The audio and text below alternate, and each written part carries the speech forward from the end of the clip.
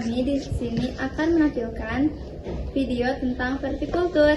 Sebelumnya, izinkan perkenalkan diri. Nama saya Rangga Dewi Cahya Mulyono. Nama saya Mega Novika. Nama saya Aulus Pertastari. Nama saya Siti Nur Azizah. Nama saya Kalisa Nadira Putri Mulyadi. Selamat menyaksikan. Pengertian vertikultur adalah sistem budidaya pertanian yang dilaksanakan secara vertikal atau bertingkat pada skala indoor maupun outdoor. Ketersediaan lahan pertanian, terutama di daerah urban, serta kebutuhan akan mendorong masyarakat untuk mensikapi dengan bertanam di sekitar rumah dengan menggunakan teknik vertikultur yang model dan jenis tanaman yang ditanam sesuai dengan kondisi setempat. Selanjutnya jenis-jenis vertikultur, yaitu gerabah, bambu, sabut kelapa, paralon. Sangat cocok untuk menanam sayuran dengan batang kecil seperti selada, sawi, kol, bunga, seledri, dan kangkung. Kegiatan vertikultur sekaligus dapat memanfaatkan barang-barang bekas seperti kaleng bekas, gelas bekas air mineral, karung bekas beras, dan lain-lain yang tidak dapat terurai oleh mikroorganisme. Anda harus benar-benar memperhatikan media tanam yang dipakai untuk bertanam vertikultur. Tujuan didirikan budidaya vertikultur adalah menyiasati lahan sempit di wilayah perkotaan, sehingga orang yang tak punya lahan atau tanah pun bisa tetap produktif dalam bidang pertanian. Nah, manfaat dari dibuatnya vertikultur yaitu sebagai salah satu cara mengatasi ketersediaan lahan. Dari teknik budidaya vertikultur, yaitu 1. Lebih efisien dalam menggunakan lahan, 2. Menghemat menggunakan pupuk dan bahan kimia lainnya, 3. Mudah dalam pemindahannya, 4. Memudahkan dalam pemeliharaannya. Selanjutnya, kekurangan budidaya vertikultur. Yang pertama, tanaman memerlukan perawatan yang intensif. Yang kedua, tanaman mudah rusak. Yang ketiga, investasi awal cukup besar. Yang keempat, memerlukan keterampilan khusus.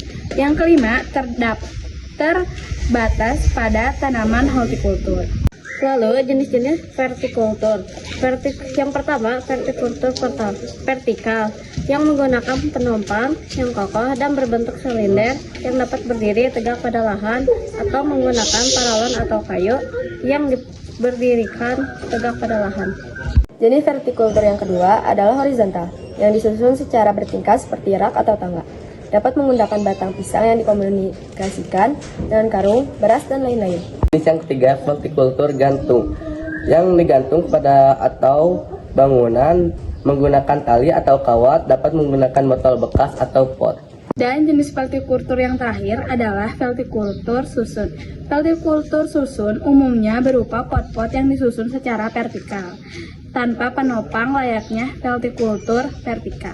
Yang menggunakan cara vertikultur, cabai, sawi, kemangi, tomat, dan kangkung, selada, kol, bunga, seledri.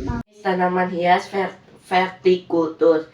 Pertama, petunia, 2. Black eye Susan 5, 3. Portulaca, 3. Siri blaster, keempat, begonia, 5. Lili Paris. Manfaat membuat tanaman hias vertikultur. Yang pertama, estetika dan tata kota. Yang kedua, konservasi sumber daya alam. Yang ketiga, konservasi air. Yang keempat, mengubah iklim mikro. Yang kelima, memanfaatkan sampah. Yang keenam, mengurangi beban pengeluaran.